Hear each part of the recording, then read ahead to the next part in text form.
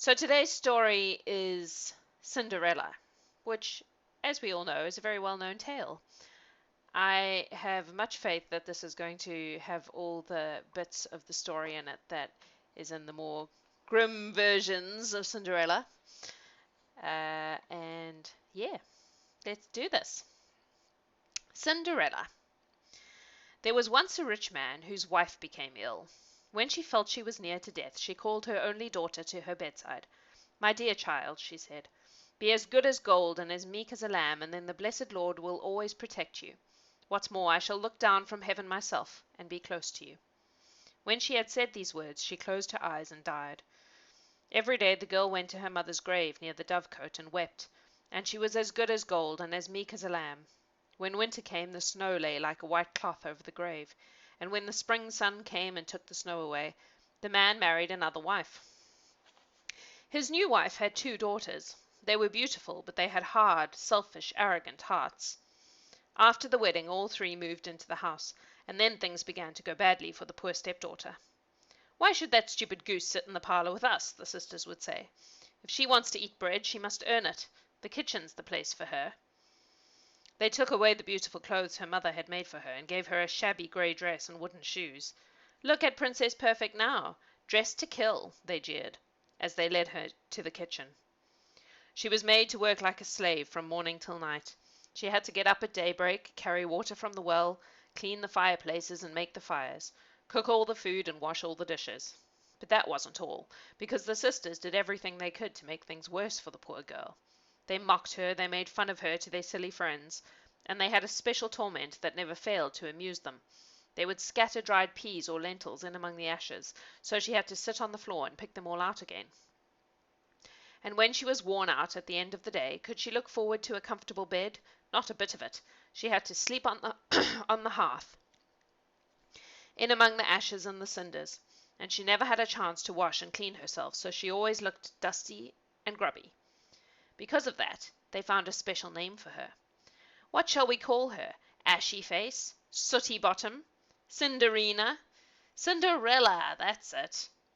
One day their father had to go to the town on business, and he asked his stepdaughters what they'd like him to bring back for them. Clothes, said one, lots of lovely dresses. Jewels for me, said the other, pearls and rubies and things. And what about you, Cinderella? He said. Father, just bring me back the first branch that brushes against your hat on the way home. So he came back from town with beautiful dresses for the one and costly jewels for the other, and he'd ridden through a thicket on the way home, and a hazel branch had brushed his hat, so he'd broken it off the tree and brought it home for Cinderella. I like that he just gets her what she asks for, even though it's bizarre. She thanked him and planted it at once on her mother's grave. Her tears watered it, and it grew into a lovely tree. She tended it 3 times a day, and it was a favourite of the birds, too, for doves and pigeons used to perch in it. One day an invitation came from the royal palace. The king was holding a great festival that was to last for 3 days, and all the young ladies in the kingdom were invited, so that the prince could choose a bride. When the 2 stepsisters heard about it, they were thrilled and started getting ready at once. Cinderella, come here. Hurry up, girl. Brush my hair. Don't pull. Be careful. Now polish the buckles on our shoes. Let my dress out under the arms. Give me that necklace of your mother's. Put my hair up like the girls in this picture. No, not that tight, you fool. And so on, and so on. Cinderella did everything they asked, but she wept, because she would have liked to go to the ball as well. She pleaded with her stepmother. You go to the ball? Who do you think you are? You're a dirty little slattern, that's all you are. And how do you think you're going to manage at a high society ball with no charm, no looks, and no conversation to speak of? Back to the kitchen, child. But Cinderella persisted, and her stepmother finally lost her patience and threw a bowl of lentils into the ashes. Pick those out in 2 hours, she said, and sort them out, good from bad, and you can come to the ball. Cinderella went out through the back door and into the garden. She stood under the hazel tree and said, Turtle doves and little pigeons, all the birds beneath the sky, help me pick the lentils out from the ashes where they lie. All the good ones in the pot, all the others in your crop. 2 turtle doves flew down through the door and into the kitchen, and started to pick at the lentils in the ashes. They nodded their heads, and went pick, pick, pick, pick. And then some wood pigeons came, and laughing doves, and collared doves, and stock doves, and rock doves, and joined them in the ashes, going pick, pick, pick, pick. In less than an hour they were finished, and they all flew out of the door and away. The girl took the bowl to her stepmother, thinking that now she'd be allowed to come to the ball. "That's no good," said the woman. "You've got nothing to wear, and you don't know how to dance. Do you want them all to laugh at you?" And she threw 2 bowls of lentils into the ashes and said, "Sort those out, go on. If you can do it in under an hour, you can go to the ball." And she thought, she'll never manage to do that.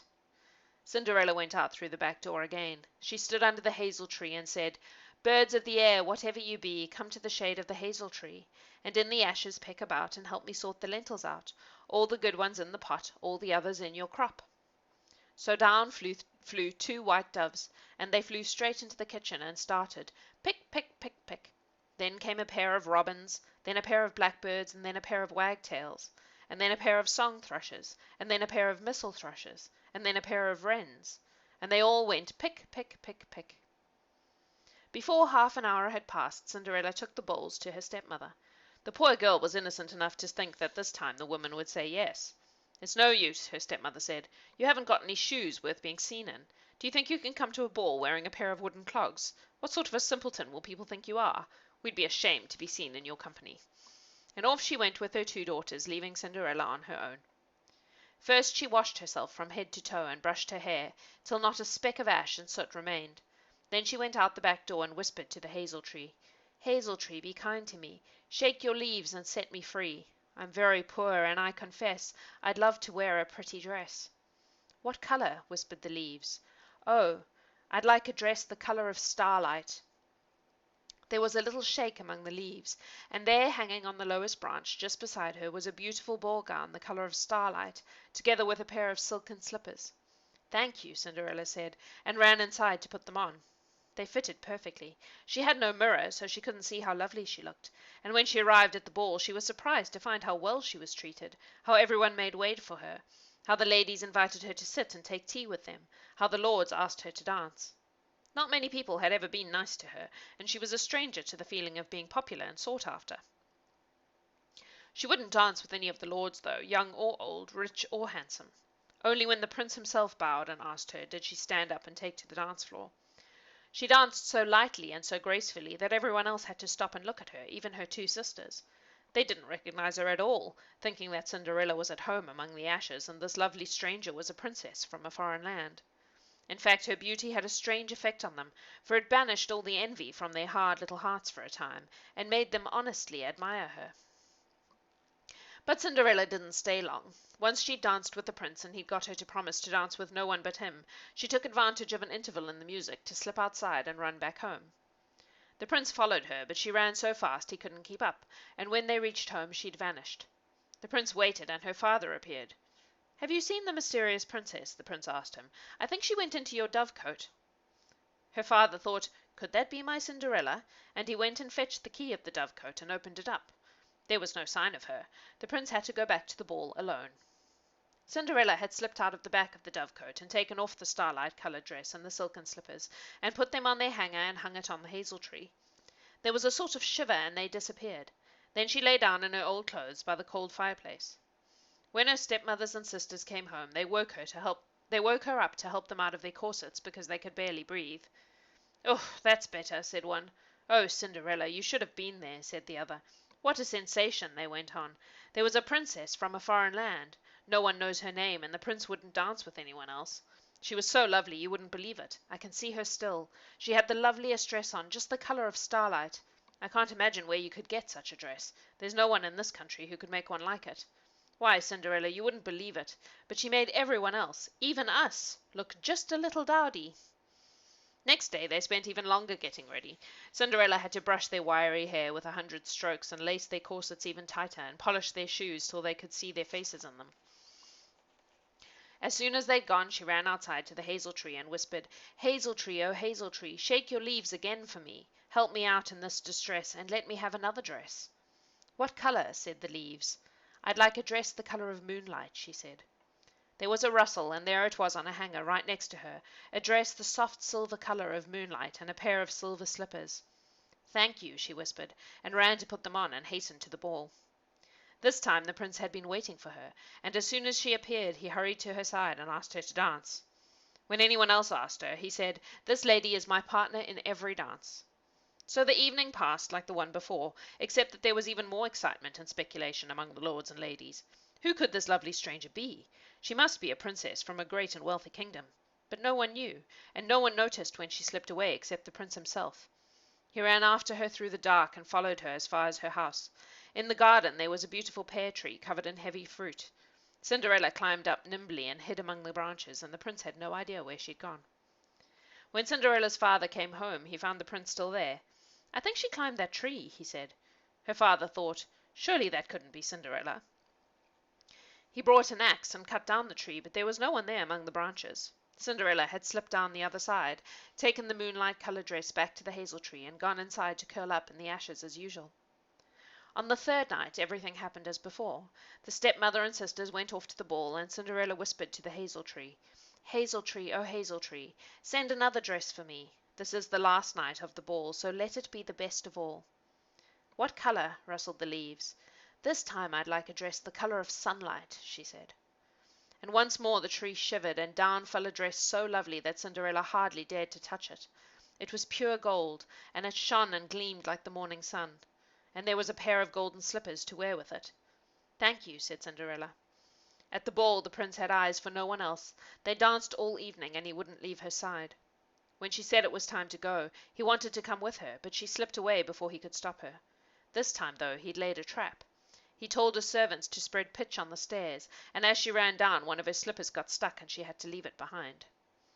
The prince picked it up and wouldn't let anyone else touch it. He cleaned off the pitch and found that it was pure gold. In the morning there was a proclamation made throughout the whole kingdom. "Whoever lost her slipper at the prince's ball may come and claim it from the palace, and the prince will marry whoever it fits." Noble ladies and servant girls, peasants and princesses came from all over that kingdom, and from many kingdoms besides, but not one of them could put her foot in the slipper. Finally the choice came down to Cinderella's stepsisters. As it happens, their feet were their best feature, being shapely and well formed, and each of them thought she could wear the slipper. But just in case, the mother took the first sister aside and whispered to her, "If it doesn't fit, take this knife and cut a bit off your heel. It'll only hurt for a bit, and you'll be queen." The first sister went into her bedroom to try. She couldn't get her foot in, so she did as her mother said and sliced off a bit of her heel. She jammed her foot in the slipper and limped out, trying to smile. The prince had to do as he'd said, and he accepted her as his bride and helped her up on it and helped her up onto his horse. But as he was riding away, the doves called from the hazel tree, "Roo-coo-coo, roo-coo-coo, there's blood in the shoe. Her foot's too wide, this isn't the bride." The prince looked down and saw that they were right. Blood was dripping from the slipper. He turned the horse around and went back. The mother said to the second sister, "If it doesn't fit, cut off your big toe. It won't hurt much, just a twinge, and you'll marry the prince."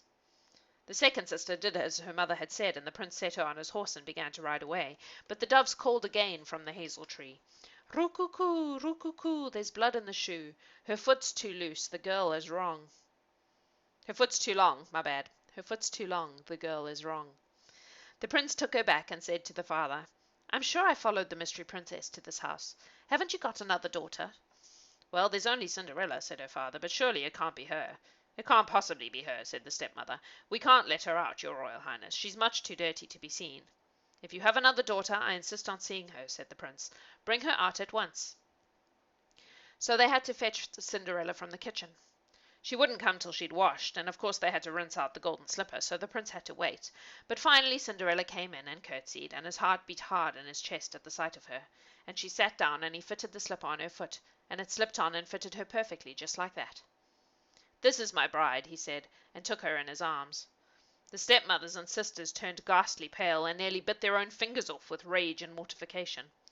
The prince set Cinderella on his horse and rode away, and the doves in the hazel tree called, "Roo-coo-coo, roo-coo-coo, no blood in the shoe. It's not too tight. The bride is right." Then they flew down and landed on Cinderella's shoulders, one on each side, and there they stayed. At the wedding, the two stepsisters were keen to toady to the royal couple, hoping to share in Cinderella's good luck.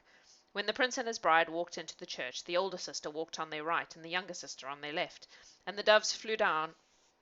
I'm going to have to go. I will be right back.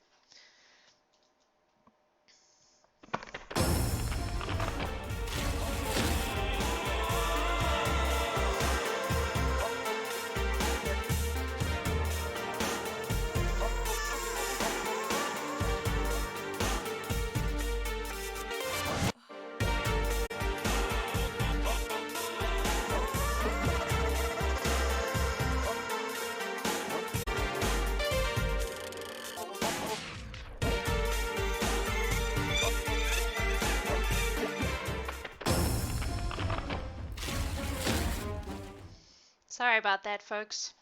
The man to fix the door came, but now he's gone in search of a hinge, so I'm going to see if I can quickly finish the story, because we were right at the end. We'll start from the wedding again, okay? At the wedding, the two stepsisters were keen to toady to the royal couple, hoping to share in Cinderella's good luck. When the prince and his bride walked into the church, the older sister walked on their right, and the younger sister on their left, and the doves flew down and picked out one eye from each of them. After the ceremony, when they came out of the church, the older one was on the left and the younger on the right, and the doves flew down and pecked out their other eyes. So for their wickedness and falsity they were punished with blindness to the end of their days. And that's the end of the story. That is a much older version of Cinderella, the one that doesn't actually have the fairy godmother in it, and she's just protected by like the spirit of her mother. I could be super nerdy about it, but the man with the hinge is going to come back fairly soon, so instead of being super nerdy about Cinderella, I'm going to just say adios. Thanks for hanging with me today. I hope you enjoyed that fairy tale and are having a good day wherever in the world you are. Should we raid someone today? Let's see who's online. Lazy Nation. I don't think we've ever raided them before. Let's raid them. Yeah, you guys have an awesome afternoon and stay safe, stay awesome, and thank you for hanging out with me. I love you guys. Mwah.